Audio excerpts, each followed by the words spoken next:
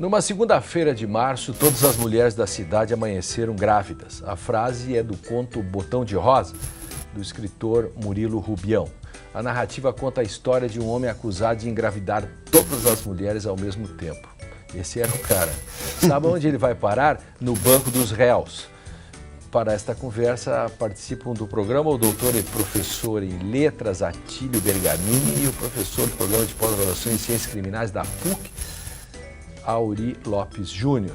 Fique com a gente, começa agora Direito e Literatura.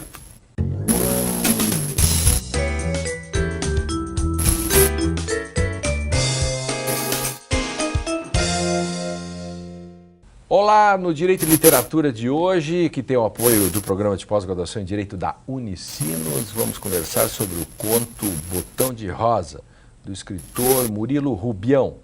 O conto Botão de Rosa conta a história de um homem que vê sua vida transformada após uma segunda-feira em que todas as mulheres da cidade acordaram grávidas. O personagem, que tem o mesmo nome do livro, é acusado de seduzir todas as mulheres. Quem determina o destino dele é um juiz autoritário que teme a popularidade de Botão de Rosa, o personagem, e a influência dele sobre a população. Para falar sobre essa narrativa, recebemos o doutor e professor em letras Atílio Bergamini Júnior e o doutor em Direito e professor do programa de pós-graduação em Ciências Criminais da PUC, Auri Lopes Júnior. Sejam bem-vindos. Bom, o conto é curto, não sei se o Bergamini quer contar ele rapidamente, um brevíssimo resumo para o nosso telespectador. Claro. Como todos os contos escritos pelo Murilo Rubião, é curtinho, né? Todos os contos dele têm em torno de 6 páginas, e ele pode dizer assim, fragmentado, né? Igualmente, todos os contos dele, aqui não é generalização, né, porque claro, todos são assim, são divididos em capítulos ou então tem espaços marcados entre os fragmentos, né. Então isso tem relativa importância para contar o enredo, né, que seria mais ou menos o seguinte: um dia, Botão de Rosa, esse é o nome do protagonista, ele se vê diante de uma acusação, né, em que o povo todo se reúne em torno da casa dele para pressionar, porque ele teria engravidado, mas isso também não fica provado, vamos dizer assim, né, de que ele engravidou mesmo, todas as mulheres da cidade.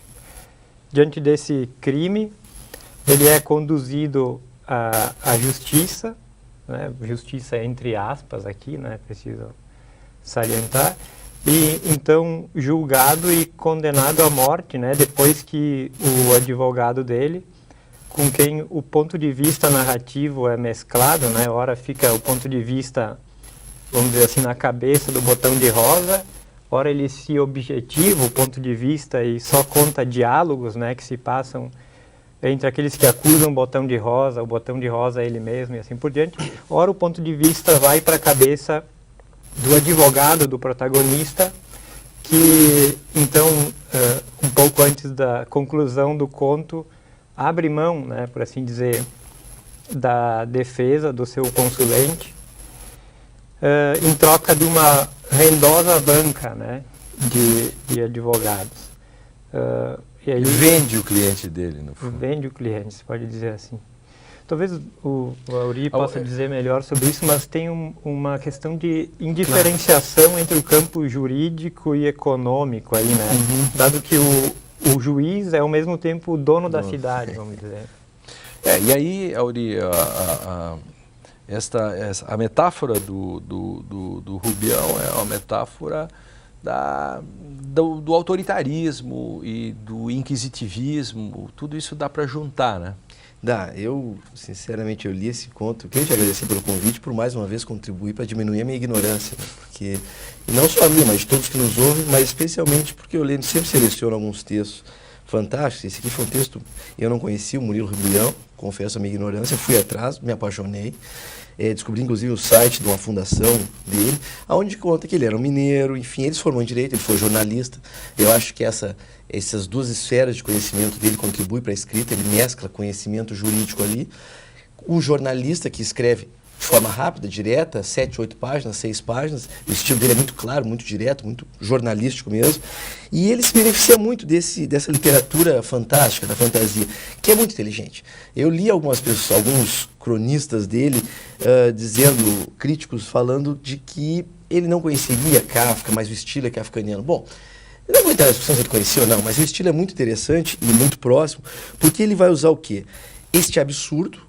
Ele narra uma situação absurda e, através deste absurdo, ele vai questionar a realidade. Ele vai fazer ali uma grande metáfora. E no nosso caso aqui, a metáfora é feita focada na figura do juiz.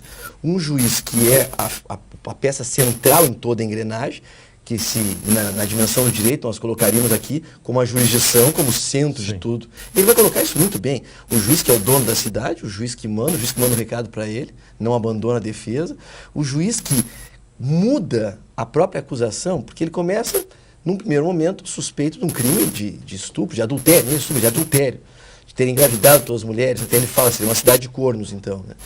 E lá, pelas tantas, quando ele chega na delegacia, depois de já ter sido apedrejado, eu atentei para alguns detalhes sutis, eu li, reli, trilhei esse pequeno conto, e me chamou a atenção a banda que ele integrava, composta por mais 12 companheiros, a roupa que ele usa, tem toda uma sutileza nas sandálias, na vestimenta, a barba, o cabelo, cuidado. Ele chega lá e diz, bom, o problema então aqui é essa tua conduta inadequada, que bem ou mal, ele mostra um efeito social corrosivo do músico, cabeludo, boa pinta, figurão, que assedia todas as mulheres, bem ou mal ele pega a mulherada da cidade toda, e aparecendo na delegacia, começam a falar disso e toca o telefone ao juiz, dizendo para o delegado, não é isso, agora é tráfico de substâncias entorpecentes, é tráfico de heroína. E aí a acusação simplesmente muda. Do nada aquilo muda, e ele já passa a ser acusado de um crime muito mais grave, com uma pena de morte, e aí é julgado, ele usa o direito de silêncio. Então é um processo muito interessante, é o fantástico que acontece. Eu vou voltar a esse assunto logo antes disso, queria ali o modo como o Rubião conta o estilo literário dele e no que isso representa para a literatura. Bom, talvez aqui... Ou na especificidade do próprio conto, né? Vale a pena eu só salientar um certo limite meu, né, na minha formação, que nos últimos 6 anos eu tenho pesquisado literatura do século XIX, e essa é a minha leitura. Mas talvez esses limites também tragam algumas possibilidades, não é? Entre elas a de que o Murilo Rubião, ele, citando a Bíblia, mais uma vez em todas as epígrafes dos contos dele, né? Ele não só cita epígrafes da Bíblia, nesse caso específico é o Salmo 44, mas ele também usa enredos e temas bíblicos, né? E aqui, então, nesse conto, a gente tem um sujeito que se parece muito com o Messias, né? O cabelo longo, as sandálias, os 12 apóstolos. Uma túnica branca. E depois judô. O judô, que é o Judas, que é o que entrega a ele. Um comportamento muito interessante. E ali vai o conformismo dele, o silêncio. De certa maneira, ele recorre aqui a essa associação com a figura cristiana, né, Jesus Cristo.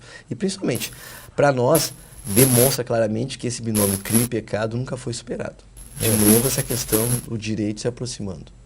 Interessante, E tem algo que talvez dê para pensar assim em termos, vamos dizer, da imanência do campo literário, né? Se dá para falar em campo, talvez não dê. Mas que tem um problema assim, as técnicas que o Murilo usa para escrever o conto, elas têm um quê de realista, por mais absurdo que isso pareça. No seguinte sentido, ele marca muito bem o espaço onde o personagem está. Ele diz assim, agora ele está na cadeia, ele está nu, ele está assim assado. Marca muito precisamente o tempo também, né? O conto começa com ele, vamos dizer assim, sendo acusado e termina com ele sendo morto, né? Então tem um arco temporal bem demarcado também. Há essas técnicas... E critica toda a estrutura também, né? Quer dizer, não é só o personagem, mas a estrutura. Na questão do realismo do literário, com isso se critica toda, como Flaubert vai criticar toda a estrutura francesa, por exemplo. Sim. Aqui também ele não fala, não há um lugar, não há uma data, mas é possível fazer É presente, isso, né? É presente a todo momento, né? Então, nesse sentido que, vamos dizer assim, transforma o que há de realismo em uma espécie de alegoria, né?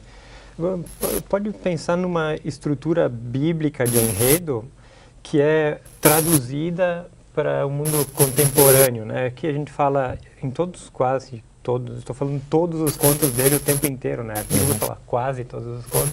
A história se passa na cidade, numa cidade qualquer, então indica que o Murilo, tentando problematizar os processos de urbanização, e neles está, entre muitas outras coisas, né, pensando como narrar agora, né, que as tradições perderam o seu lastro de legitimidade imediata e precisam ser o tempo inteiro legitimadas de novo, né, em diálogo com outras posições, tão complexas quanto, tão legítimas quanto, né. E nesse caso, então, a narrativa de tema e mesmo enredo bíblico, né, ela se enfraquece, né, perde legitimidade imediata. E aí é que entra, me parece, a tentativa de legitimar aquele jeito de contar a história a partir da organização realista, né? Vejam, essa história que seria bíblica, no entanto, acontece na nossa frente o tempo todo. Né? Mais ou menos. Nesse sentido. Perfeito. A importância desse conto e a sua contemporaneidade, o modo de ler, eu quero voltar depois. O Direito e Literatura faz um rápido intervalo. Na volta, continuamos a conversa sobre o Botão de Rosa, esse conto de Murilo Rubião. Não saia daí, é um instante só e já voltamos.